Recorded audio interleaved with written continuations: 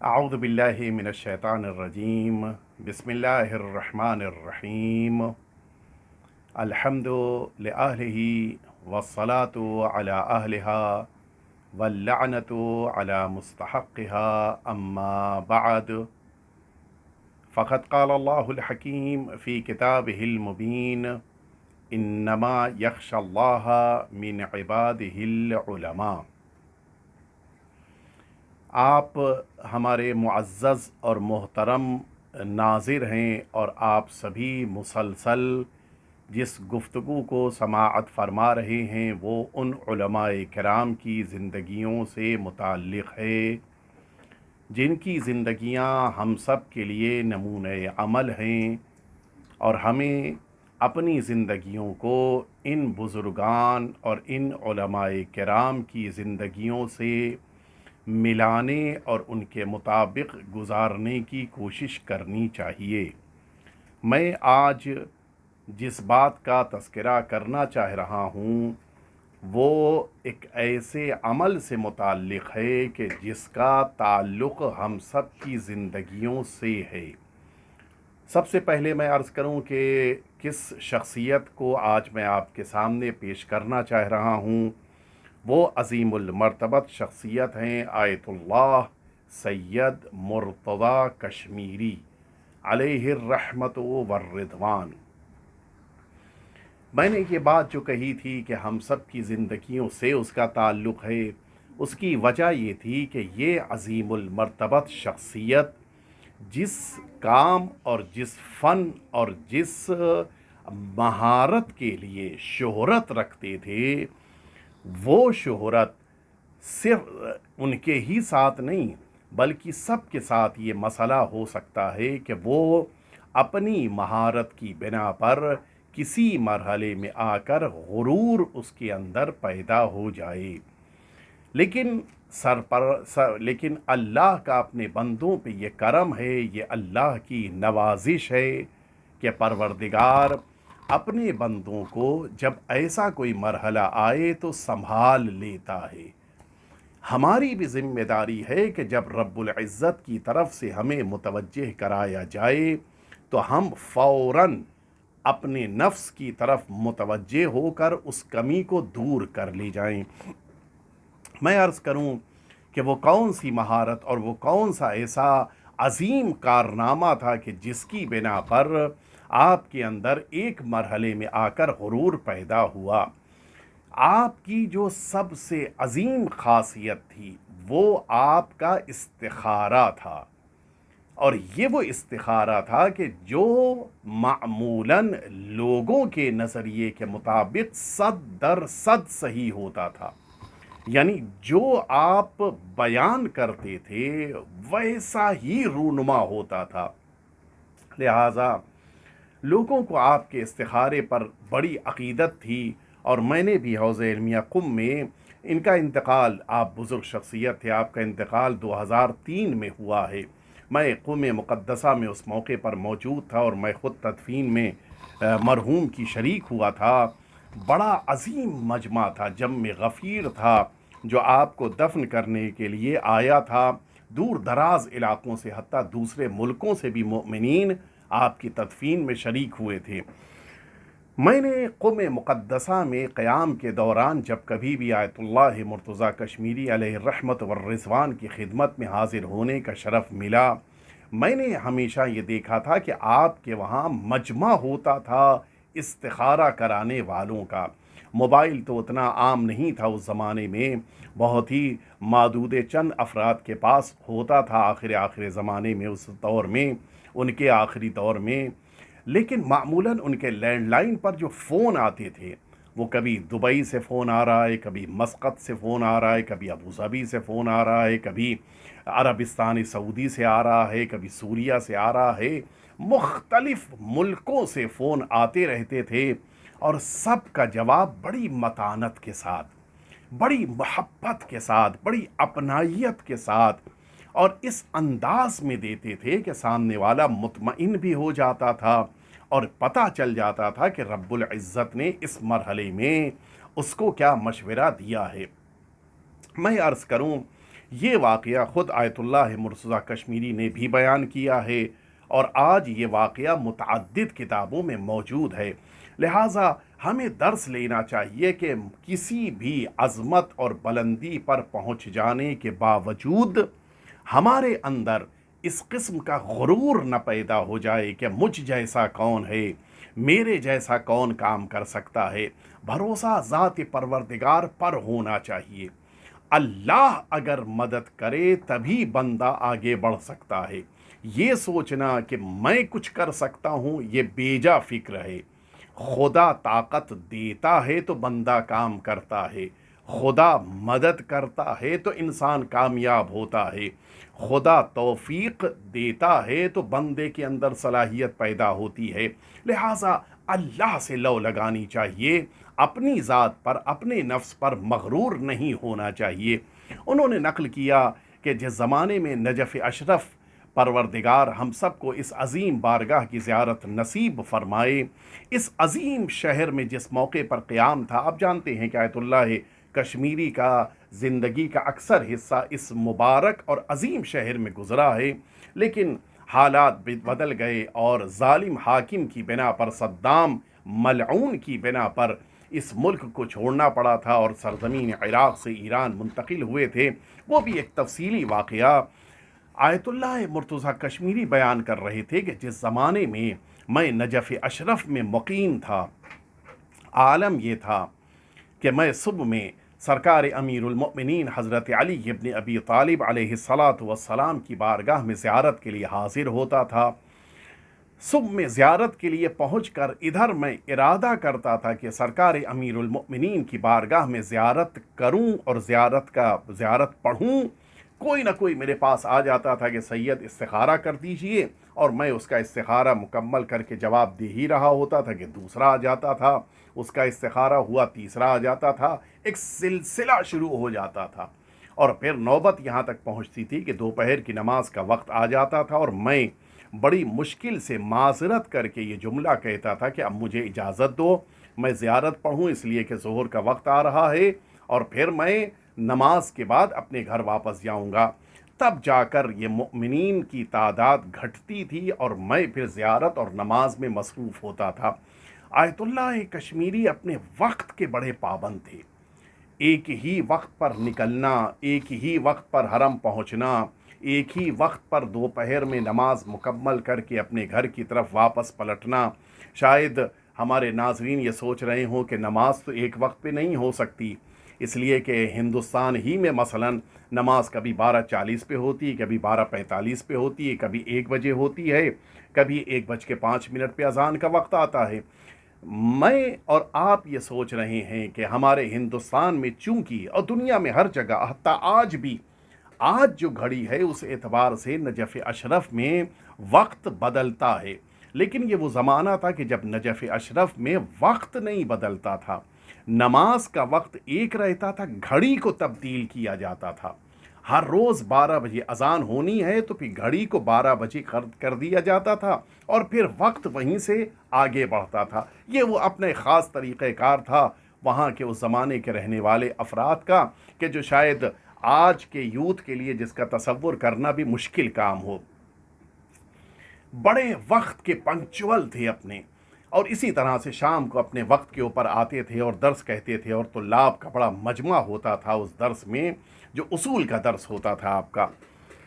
آیت اللہ کشمیری بیان کرتے ہیں کہ میں ایک دن جیسے ہی استخارہ کرنے کے لیے، ایک مرد مومن کا، میں استخارہ کرنے کے لیے میں نے قرآن مجید کھولا اور استخارے کا جواب ملا، ایک اور مرد مومن دوڑتا ہوا میرے پاس آئے کہ سید میرا بھی استخارہ کر دیجئے۔ مجھے یہ احساس ہوا کہ آخر لگتا ہے کہ دنیا میں مجھ سے زیادہ استخارے کرنے والا کوئی نہیں ہے، سب سے زیادہ استخارے مجھی کو کرنے ہوتے ہیں۔ یہ چھوٹا سا احساس جو نگاہ پروردگار میں غرور کا درجہ رکھتا ہے۔ یہاں پر ایک جملہ میں عرض کروں، آیت اللہ کشمیری کا خود کا جملہ ہے، وہ کہتے تھے کہ یہ بھی اللہ کا کرم ہے کہ اس نے اسی موقع پر مجھے متوجہ کرا دیا کہ تم اپنے کو بڑا سمجھتے ہو، جبکہ تم سے بہتر یا تمہارے جیسے دنیا میں موجود ہیں۔ یہ اللہ کا کرم ہے. ہمیں ایسے موقع پر اکڑنے کے بجائے اللہ کی بارگاہ میں توبہ کر کے شکر بجا لانا چاہیے. آیت اللہ کشمیری فرماتی ہے کہ یہ احساس جو میرے اندر ذرا سا پیدا ہوا، اچانک اللہ نے مجھے متوجہ کرانے کے لیے میری جو نظر اٹھی تو میں نے دیکھا کہ ایک اسی حرم کے گوشے میں ایک خاتون تشریف فرما ہیں اور وہ استخارے کر رہی ہیں. توجہ فرمائی آپ نے. اچھا، چونکہ آج جب ہم زیارت کے لیے جاتے ہیں تو ہم یہ دیکھتے ہیں کہ خواتین اور مرد کے حصے کے درمیان پارٹیشن ہے. اس زمانے میں پارٹیشن نہیں تھا. حتیٰ مجھے بھی یاد ہے 2003 میں 2004 میں جب پہلی بار میں زیارت کے لیے سرزمین عراق گیا تھا تو اس زمانے میں بھی یہ پارٹیشن نہیں تھا. یہ تو بعد میں الحمدللہ اس سرزمین پر جب سے مرجعیت اور مجتہدین کا اختیار شروع ہوا ہے تب سے یہاں پر اس طرح کا یہ پارٹیشن شروع ہوا ہے. آیت اللہ کشمیری کہتے ہیں کہ میں نے دیکھا کہ اسی حرم کے گوشے میں خاتون بیٹھی ہیں، خواتین انہیں گھیرے ہوئے ہیں اور وہ استخارے کر رہی ہیں. میں نے آج سے پہلے اس خاتون کو اس حرم میں کبھی نہیں دیکھا تھا. میں نے سوچا کہ اچھا میرے جس طرح سے میرے ہی انداز سے یہ بھی استخارے کر رہی تو چلو انہیں بھی آزمایا جائے. میں نے اس جوان کو جو میرے پاس آیا تھا کہ سید استخارہ کر دو، میں نے اس سے کہا کہ جاؤ اب میں تھک گیا ہوں، ذرا وہ خاتون بیٹھی ہیں تم بھی ان سے جا کے استخارہ کروا لو. وہ آیا، اس خاتون کے پاس بقیہ عورتیں بیٹھی ہوئی تھیں، وہ جا کے ذرا دور ہٹ کے اس انداز میں کھڑا ہو گیا کہ وہ متوجہ ہو جائیں کہ اس جوان کو مجھ سے کام ہے. اور پھر اچانک اس معظمہ نے اس جوان سے پوچھا کہ خیریت کوئی کام؟ اس نے کہا کہ مجھے استخارہ کرانا ہے، بتاؤ میرے سلسلے میں کیا حکم پروردگار ہے تاکہ میں اس کے مطابق کروں. اس نے اپنی تسبیح اٹھائی، استخارے کے لیے دانوں کو شمار کیا دعا پڑھ کے، اور اس کے بعد جملہ کہا کہ ہاں تمہارے لیے یہ کام بہت اچھا ہے، ضرور انجام دو.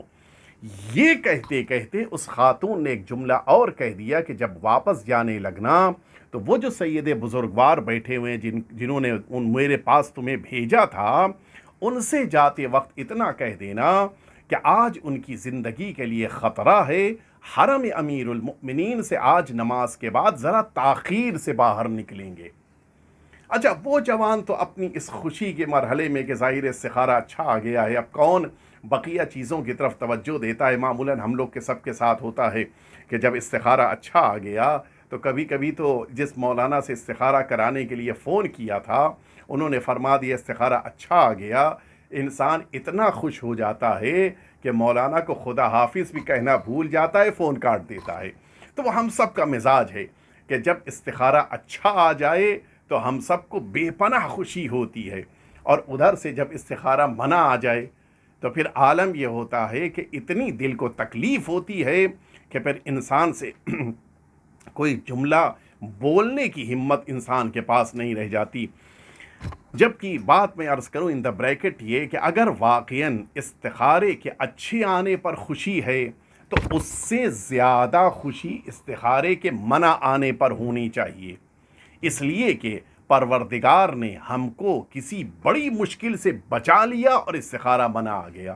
تو یہاں پر تو شکر پروردگار بھی ہونا چاہیے. انسان بہرحال پریشان ہو جاتا ہے. وہ جوان اب اپنے اس استخارے کے نتیجے کو سن لینے کے بعد خوشی میں اتنا زیادہ کہ وہ بڑے ہی سراسری انداز میں آیا اور سید بزرگوار آغا کشمیری سے جملہ کہا کہ وہ خاتون نے آپ کے لیے کہا ہے، اور یہ کہہ کہ جلدی وہاں سے بھاگا. آغا کشمیری کہتے ہیں کہ پھر وہی دیکھیں شیطان اتنی جلدی تو نہیں چھوڑتا، البتہ علماء کے پاس آتا ہے تو بڑی احتیاط کے ساتھ، اتنی جلدی تو نہیں چھوڑنے والا. اس نے کہا، اس نے بہکانا پھر شروع کیا. آغا کشمیری کہتے ہیں ارے میں نے اتنے سال حوزے میں علم حاصل کیا ہے، اب یہ خاتون مجھے بتائے گی کہ زندگی کے لیے خطرہ ہے یا نہیں ہے. کا بات آئی گئی ہو گئی، میرے نماز کا وقت آ گیا تھا، میں نے زیارت پڑھی، نماز پڑھی، اور اس کے بعد پھر میں سرکار امیر المؤمنین کے حرم سے نکلنے کا ارادہ کر ہی رہا تھا کہ اچانک میرے پاس میرا ایک شاگرد آیا. یہ بھی اللہ کا انتظام دیکھیں. شاگرد آیا، آنے کے بعد کہتا ہے کہ استاد آپ نے جو کل شام کو فلاں بات درس میں بتائی تھی وہ میری سمجھ میں نہیں آئی، آپ سمجھا دیجئے. کہ بیٹا میرے اب گھر جانے کا وقت ہے، شام کو درس میں آؤں گا، تم جتنی دیر کہو گے تمہیں بات سمجھا دوں گا۔ کہا نہیں استاد، آپ کو اسی وقت سمجھانا ہے۔ کہا بیٹا اس وقت مناسب نہیں ہے، اب میں گھر جا رہا ہوں، صبح سے آیا تھا، تھک گیا ہوں، اور میں وقت کے اوپر گھر واپس جانا چاہتا ہوں، میں اس وقت نہیں رک پاؤں گا۔ اس نے کہا نہیں استاد، آپ کو اسی وقت سمجھانا ہے۔ میں انکار کرتا رہا، وہ اصرار کرتا رہا، یہاں تک کہ پھر میں نے کہا ٹھیک ہے، میں سمجھانے کے لیے تیار ہوں۔ اتنا جملہ کہنا تھا کہ اب ظاہر ہے کہ وقت گزر گیا، اس میں تقریباً 4-5 منٹ ہو گئے، اس میں تاخیر ہو گئی۔ اچانک میں نے شور سننا شروع کیا، اور پھر جلدی جلدی حرم کے سارے دروازے بند کیے جانے لگ گئے۔ میں نے پوچھا خادم سے کیا ہو گیا؟ خادم بھی میرے کئی عدد میرے پاس آ کے مجھے گھیر کے کھڑے ہو گئے۔ میں نے پوچھا خیریت کیا ہو گیا؟ کہا سید، آپ کی زندگی کے لیے خطرہ ہے، باہر آپ دیر سے گئے، ہر روز جس وقت جاتے تھے اس وقت آپ نہیں آج گئے، نتیجے میں آپ کے دھوکے میں کسی دوسرے انسان کو قتل کر دیا گیا، گولیوں سے اسے بھون دیا گیا، لہٰذا حرم کی اور آپ کی حفاظت کے لیے حرم کو چاروں طرف سے بند کر دیا گیا ہے، جب تک خطرہ برطرف نہیں ہو جائے گا تب تک آپ باہر نہیں جائیں گے۔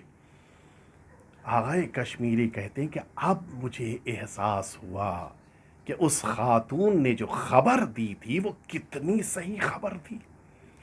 اب میری نگاہ میں اس خاتون کی عظمت پیدا ہوئی۔ میں آیا اس کے پاس، میں دیکھا وہ گوشے میں بیٹھی ہوئی تھی، نماز پڑھ چکی تھی۔ جیسے ہی مجھے دیکھا گھبرا کے اپنی جگہ سے اٹھ کے کھڑی ہو گئی۔ خیریت سید، آپ یہاں کیوں آئے؟ کہا دیکھو میں تو ابھی تک نہیں سمجھ پایا تھا، لیکن اب میں سوچ رہا ہوں کہ آخر تمہیں کیسے پتا چلا کہ میری زندگی کے لیے خطرہ ہے، اور واقعاً خطرہ پیدا ہو گیا؟ اس نے کہا سید اس کی بڑی تفصیل ہے، اس وقت رہنے دیجئے۔ آغا کشمیری کہتے نہیں تمہیں بتانا ہوگا کہ یہ تمہارے پاس کہاں سے، تم نے کتنی تعلیم حاصل، کتنا پڑھا ہے تم نے؟ اس نے کہا سید اگر پوچھتے ہیں تو میں بتائے دیتا ہوں کہ میں انگوٹھا ٹیک ہوں، بالکل جاہل، ذرہ برابر میرے پاس علم نہیں ہے۔ کہتے ہیں آغا کشمیری میں تو حیرت میں ڈوب گیا۔ میں نے 18 سال صرف فلسفہ پڑھا تھا، فلسفی 18 سال پڑھی تھی۔ آج یہ خاتون جو کچھ نہیں جانتی وہ مجھ جیسے پڑھے لکھے کو بتا رہی تھی کہ زندگی کے لیے خطرہ ہے۔ کہا میں نے پوچھا پھر تمہیں کیسے پتا چلا کہ میری زندگی کے لیے خطرہ ہے؟ کہا جس شخصیت نے مجھے استخارے کا نتیجہ بتایا تھا کہ اچھا آیا ہے، اسی شخصیت نے مجھے یہ بات بتائی تھی کہ سید سے کہہ دو ان کی زندگی کے لیے خطرہ ہے۔ یعنی اس کے معنی ہے کہ وہ شخصیتیں جو رہنمائی کرتی ہیں وہ شخصیتیں مکمل رہنمائی کرتی ہیں۔ میں عرض کروں آپ کی خدمت میں، آغا کشمیری کہتے ہیں کہ میں نے پوچھا کہ بتاؤ تم سے کس نے کہا تھا کہ استخارہ اچھا آیا؟ کہ آپ کو پتہ نہیں ہے، مجھ کو ایک علم دیا گیا ہے جس علم کو ایک خاص مقصد کے تحت دیا گیا ہے۔ کیا واقعہ ہے؟ کہ میں کسی سے بتاتی نہیں ہوں، لیکن آپ بزرگ عالم دین ہیں لہٰذا آپ کے پوچھنے پر میں بتاتی ہوں۔ کہ میرے شوہر کا میں اسی کربلا معلیٰ کے، میں آج زیارت کے لیے نجف اشرف آئی ہوں، میں کربلا کے پاس ایک گاؤں کی رہنے والی ہوں۔ میں اس سے پہلے نجف بہت پہلے آئی تھی، آج بہت دنوں بعد زیارت پہ آئی ہوں۔ میں بالکل کچھ نہیں جانتی، اسی گاؤں میں رہتی تھی، میرا شوہر تھا، میرے 2 بچے تھے، اور بچے ابھی چھوٹے تھے کہ ایک دن کسی بیماری کی بنا پر میرے شوہر کا انتقال ہو گیا۔ میرے لیے اپنا گھر چلانا اور اپنے بچوں کی پرورش کرنا بڑا مشکل ہو گیا۔ کہتی ہے کہ میں نے ایک دن سوچا کہ چلوں سرزمین کربلا پر اپنے آقا اور مولا سے فریاد کروں اور انہی سے کچھ حاصل کر کے ان بچوں کی تربیت اور پرورش کے لیے کچھ رقم کا انتظام کروں۔ کہتی ہے کہ میں نے اپنے بچوں کو گھر میں مکفل کیا اور میں آ گئی کربلا معلیٰ، اور سرکار سید الشہداء امام حسین صلوات اللہ وسلام علیہ کی زیارت سے پہلے میں سرکار وفا ابو الفضل العباس علیہ الصلاۃ والسلام کے حرم مطہر میں داخل ہوئی، اور وہ جو عربوں کا خاص انداز کہ میں اسی انداز میں فریاد کرتی ہوئی یہ کہتی ہوئی دخیلک دخیلک یا ابن امیر المؤمنین، میں سرکار امیر المؤمنین کے فرزند ارجمند سرکار ابو الفضل العباس کے حرم میں داخل ہوئی، اور مولا کی زری کے پاس اپنی عبا کو باندھ کر میں نے گویا اپنے کو گرویں کر دیا، اور اب میں آ کر بیٹھ گئی کہ مولا آج مجھے آپ کی بارگاہ سے اپنی زندگی کے لیے حل چاہیے ہے۔ کا सुबह से दोपहर का वक्त आ गया, दोपहर से अब शाम का वक्त करीब आने लगा। का अब तो वो कहती है खातून कि अब तो मुझे अपने छोटे छोटे बच्चे याद आने लगे। मैंने सरकार वफ़ा से फ़रियाद की कि मौला मुझको आप राह हल दीजिए। का अचानक मैंने देखा कि ज़रिए अक़दस खुली और ज़रिए अक़दस से ख़ुद मौला तशरीफ़ लाए और आने के बाद मुझसे ये जुमला फ़रमाए कि दर्री मईशतकी बिल इस्तिखारा, अपनी ज़िंदगी गुजारने के लिए परेशान हो, अपनी ज़िंदगी इस्तिखारे के ज़रिए गुजारो। का मौला ने ये जुमला फ़रमाया तो मैंने पलट के कहा कि आका आप तो जानते हैं कि मेरे पास कोई इल्म नहीं है। फ़रमाया इस्तिखारा देखना तुम्हारा काम है, जहन में मफ़हूम को डालना मेरा काम है। का ये आका की तरफ से मुझे मिल गया पैगाम। और उसके बाद जब मैं बाहर निकली तो एक खातून ने आके मुझसे कहा कि अय बीबी मेरे लिए इस्तिखारा कर दीजिए। मैंने इस्तिखारा किया, उसने अपनी जेब से निकाल के कुछ रकम दी और इसी तरह से जब भी मैं इस्तिखारा करती हूँ कुछ रकम मुझे मिल जाती है, मेरी ज़िंदगी गुजरने लगती है। बात मुकम्मल हो गई, लेकिन वो आखिरी जुमला भी मैं अर्ज़ करता चलूँ। आए कश्मीरी कहते हैं कि मैंने उससे पूछा कि तुमने कैसे पहचाना कि वो आने वाली शख्सियत अमीरुल मुमिनीन के बेटे सरकार वफ़ा अबुल फ़ज़लिल अब्बास अलैहिस्सलाम हैं।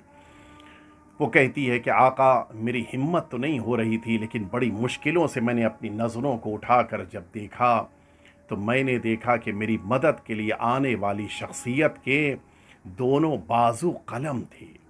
मैं इसी से समझ गई कि ये कोई और नहीं बल्कि वो अजीम शख्सियत हैं जिन्होंने अपने दोनों बाजुओं को इमाम हुसैन की शख्सियत और ज़ात के लिए क़ुरबान कर दिया था। हमारा करोड़ों सलाम हो सरकार वफ़ा अबुल फ़ज़लिल अब्बास की अजीम शख्सियत पर। कहती है वही शख्सियत हैं जो मुझे हमेशा बताते हैं कि तुम्हें ज़िंदगी में क्या करना है, और उन्हीं की रहनुमाई की बिना पर आज आपकी ज़िंदगी महफूज है और बच गई है। यकीनन इन उलमा की ज़िंदगी हम सब के लिए बेहतरीन नमूने अमल है। हमें अपनी ज़िंदगियों में इनके पीछे चलने की कोशिश करनी चाहिए।